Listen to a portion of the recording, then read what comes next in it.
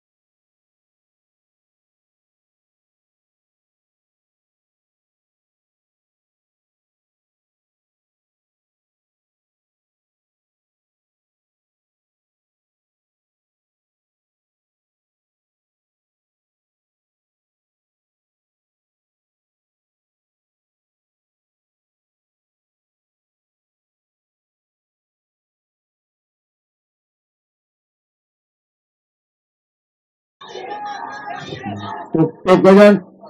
Tumahimik ko na kayo. Yun o. Itong laro na ito matagal to. Noon pa to. So may maglalambingan, may magpikunan, pero ganun lang yan. Kailan ba ito nahinto? Hindi man ito nahinto. Kaya lang pag nakapikunan, ganun talaga. You know, meron kayong isyu na intindihan ko. Alam ninyo ang posisyon ko rin. Alam ninyo ang ginagawa ko ang lahat. Hindi ko na sinasabi na tinatalikuran ko yan.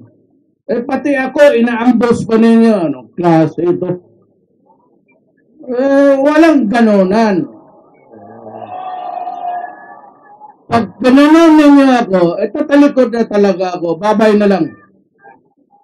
Wala nang pistok, wala nang yung Marcelo. Mag-usap tayo uli. Di sabihin mo sa kanila, mag-usap tayo uli. Okay lang. Yung Marcelo, may tatapusin lang ako para sa lahat. Hindi yan forever. Maghintay lang kayo. Iilan na lang ang nandyan na may kasalanan. Kaya ako hindi makapasok dyan. Sabihin ko sa inyo dahil may 300 na hostages dyan sa malaking mob. Binawalan ko ang militar to assault kasi sabi ko madadamay ang 300. Kasi talagang puputo yan ang ulo pag ina-attack ng militar. Yan ang nagpaiwan na problema ko na hindi ninyo alam. Bigyan mo akong panahon, 1 taon lang ako presidente ninyo. Bakit ninyo ako ganunin? I promise you, land reform, tanungin ninyo si Mariano kung anong ginagawa niya.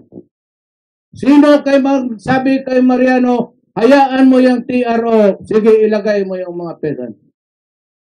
Tanungin muna ninyo yung mga representante ninyo na dyan sa cabinet.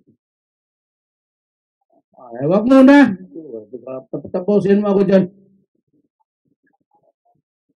Kakaagad, pag start ng yan, nagbigay ako 1 billion para sa mga mahirap.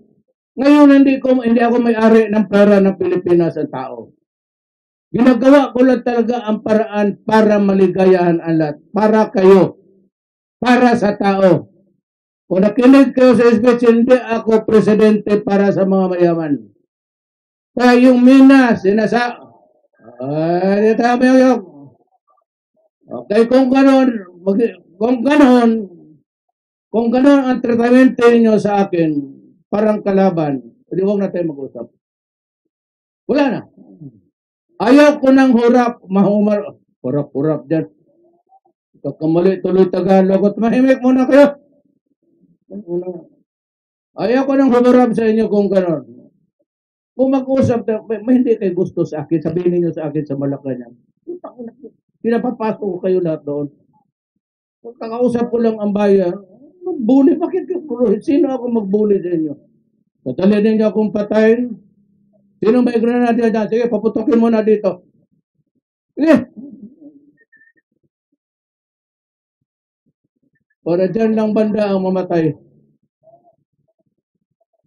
Makinig muna kayo. Kung ayaw ninyo makinig sa akin, kasi tingin ninyo diskumpiyado kayo, huwag kayo basta-bastang magmadali. Magtanong kayo sa mga representante ninyo dyan kasi nandyan yung Silalep. Nandyan si Masa, nandyan si Tigualo, nandyan si Mariano, nandyan si Briones. Puro left yan.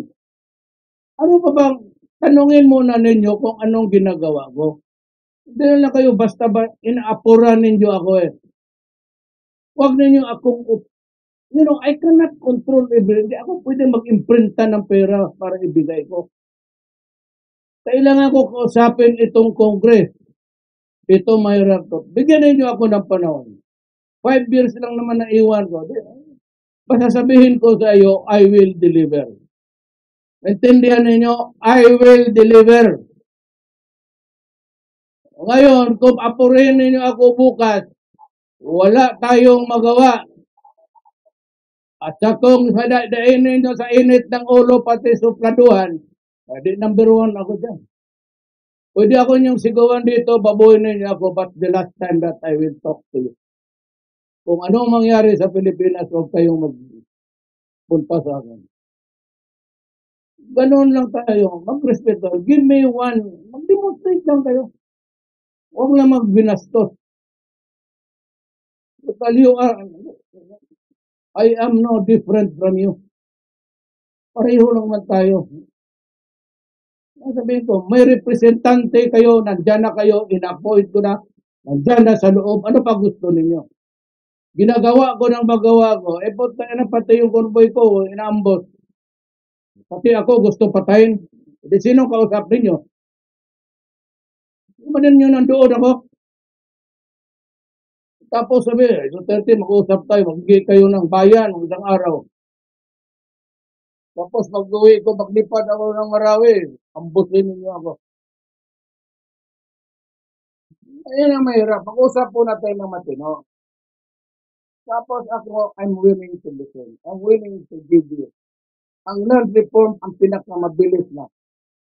Ang akin lang yung pera, yung pantawid, pagpapangpagtulong sa inyo. Kaya nga, I won a case of 25 million sa Mighty Cigarette. Yan, itulong ko yan sa mga mahirap. Ang mahirap lang may kailangan ng taxes sa mga mayaman nila. So para sa tao talaga lahat yan, huwag kayo mag-alala. Ako mismo presidente, wala akong pinirmahan na allowance. Hanap kayo ng resibo dyan sa kuya. Kinukuha ko lang sa gobyerno sa salary ko. Wala akong representation, wala akong allowance, wala lahat. So mag-usap tayo, ang relasyon ko sa land, okay pa. Huwag ninyong sirain kasi magsama tayo. Ang madadamay ng pagkagano, magkasamaan tayo ng loob. Damay lahat, damay ako, damay ko. But to keep the open line, hindi po sila madala ng supladuhan patapangan. Pilipino, hindi naman ito patayan, hindi naman ito away. Usap ang kailangan natin.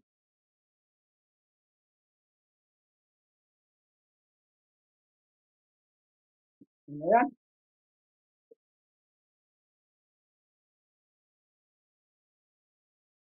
Ang bayaran ng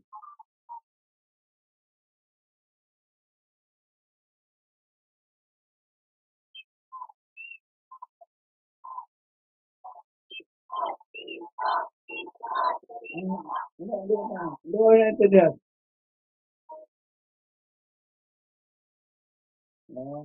Hanap ko na maganda dyan, magharap sa akin.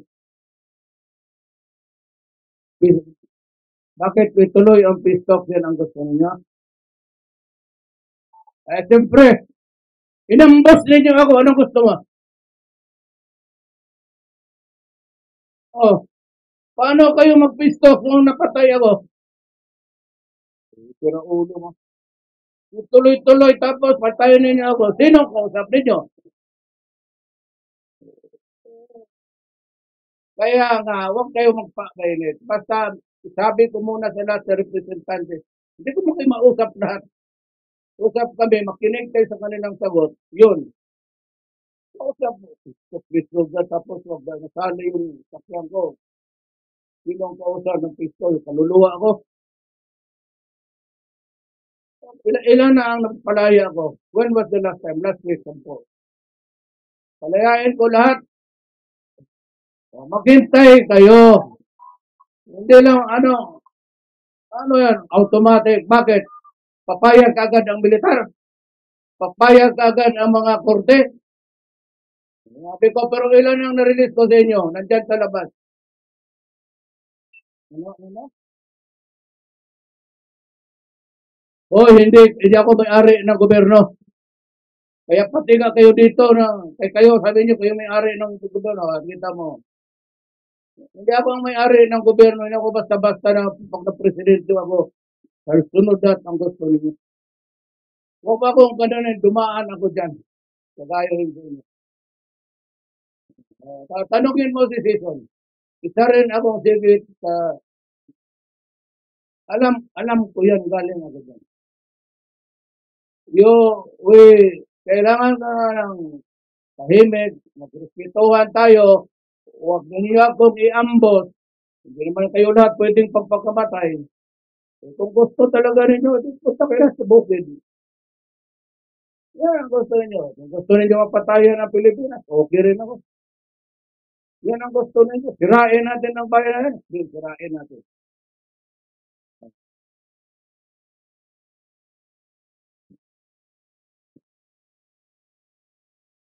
Hindi ka maintindihan, ano?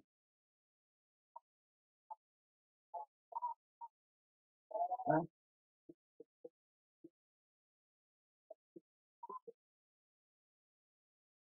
Hindi kayo nakikinig eh.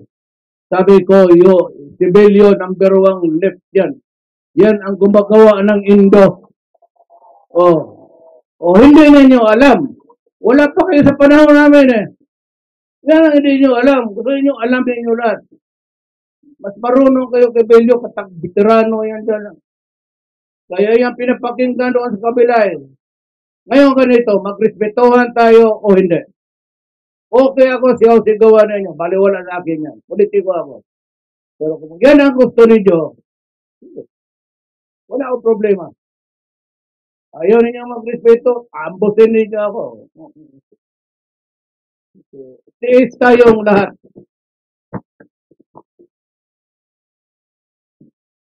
Pinapatay nga kayo. Hello, sino may armas dyan? Huwag na. Paputok na kayo.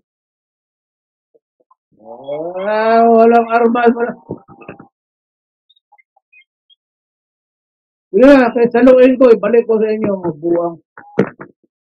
Alis na ako. Kasi ako ay naiihi na. Hindi ako matakot ng gano'n. Tapos na ako. Basta ganito, kung wala tayong respetuhan, pag yan ang gusto ninyo, ibigay ko sa inyo. Ganong ugali ko. Ayaw ninyo yung respetuhan tayo, okay. Ibibigay ko sa inyo. Totoo. So, kalimutan ninyo ako. At huwag kayong mag-demonstrate kung sino hingian ninyo ng alibyo. Yung mga matakot sa ganyan-ganyan, kasi galing ako dyan. Hindi ako na-intimidate yung sigaw-sigaw. Pag wala tayong respetuhan, pati sa akin hindi bali yung iba, kalaban talaga ninyo yung buwan. Pero pati ako, kilala ninyo, yung mga taga Davao, Ayaw mo irespeto. Bahala kayo. Sige, ikaw kayo hanggang maubos ang boses ninyo. Pero wag na wag kayong mag-away.